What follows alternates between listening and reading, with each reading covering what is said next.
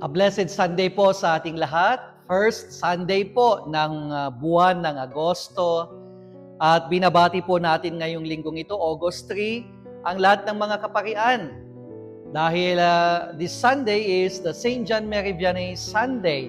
Bukas po kasi ang kanyang kapistahan, August 4. At para sa kaalaman ng lahat, si St. John Mary Vianney ay patron ng mga pari.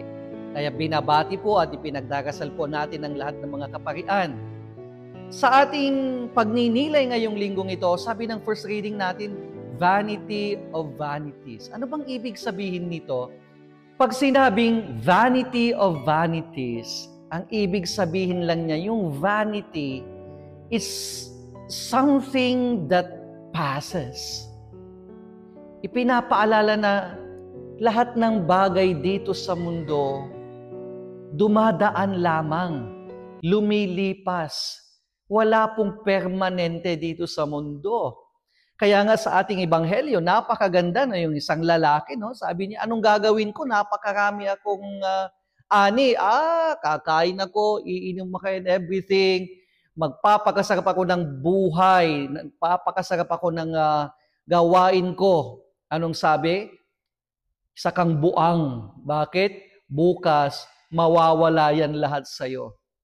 It's a good reminder for all of us, especially kung titignan niyo po ang mga pangyayari at kalagayan ng mga bagay-bagay dito sa mundo, makikita ninyo the temptation for people of this age is to cling and hold on to things that are temporary, things that pass away.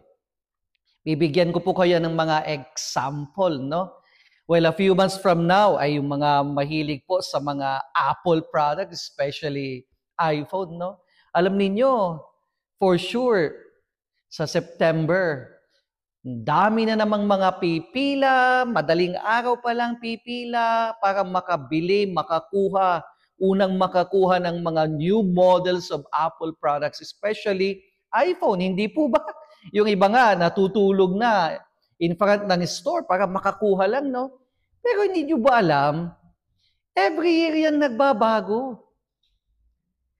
This year, iPhone 17 daw ang lalabas. Next year, alam mo, iPhone 18 ang lalabas niyan.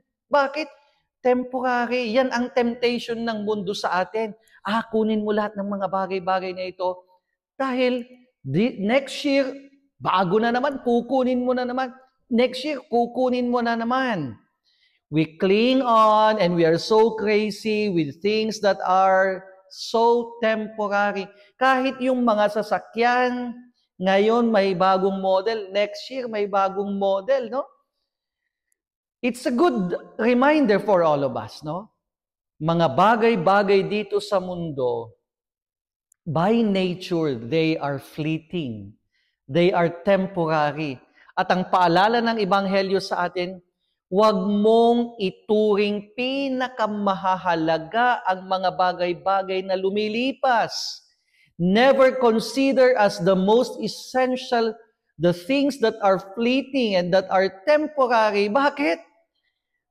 If we hold on and cling to things that are temporary, sa isang iglap, mawawala na sila. Yung mga temporary at mga fleeting na mga bagay-bagay ay hindi po yan ang mga pinakamahalaga. Kaya nga lumilipas po yan eh.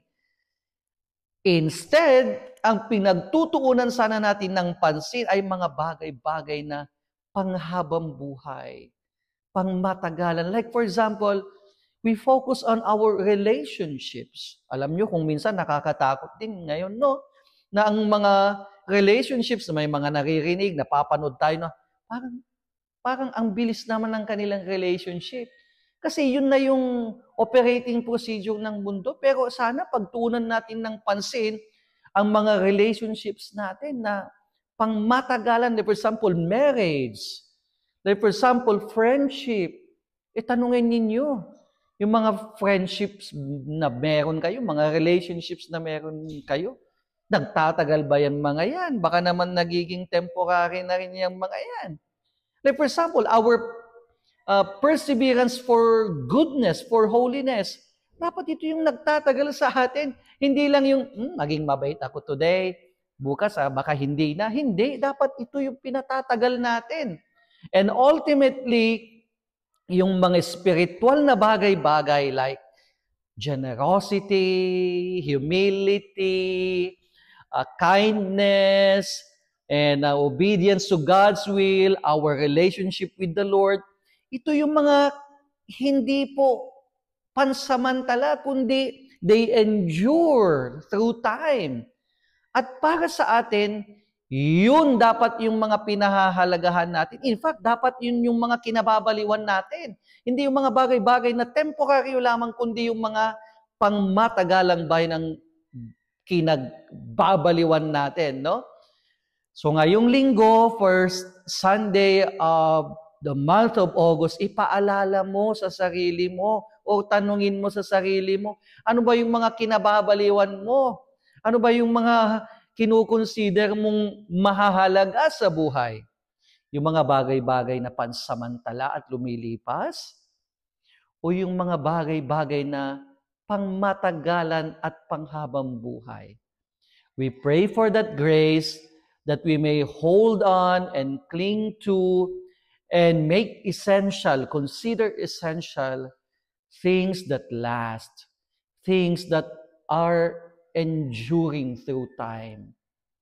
God bless you po at sana maging mapagpala po ang ating buwan ng Agosto. God bless.